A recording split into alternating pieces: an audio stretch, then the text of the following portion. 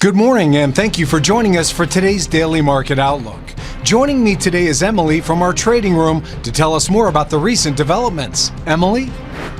Investors bought into safe havens such as the dollar, yen and Swiss franc as concerns about a global recession heightened following US President Donald Trump's sweeping tariffs on trading partners, leading global markets down. The European Commission proposed counter-tariffs of 25% on a range of US goods on Monday in response to President Donald Trump's tariffs on steel and aluminium.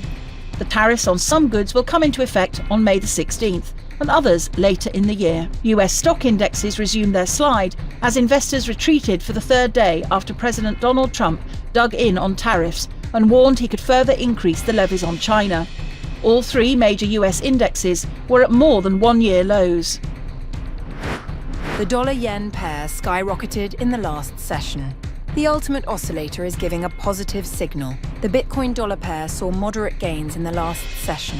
The ROC is giving a negative signal. Gold prices saw moderate losses in the last session. The Williams indicator is in overbought territory. Crude oil prices skyrocketed in the last session. The MACD is giving a positive signal. In the days ahead, the economic calendar will include essential updates and key data releases. These high-impact events are expected to influence market behaviour and could lead to significant price movements. Understanding the importance of these releases is key for strategic planning. Whether outcomes meet, miss or exceed expectations, the market could respond in kind.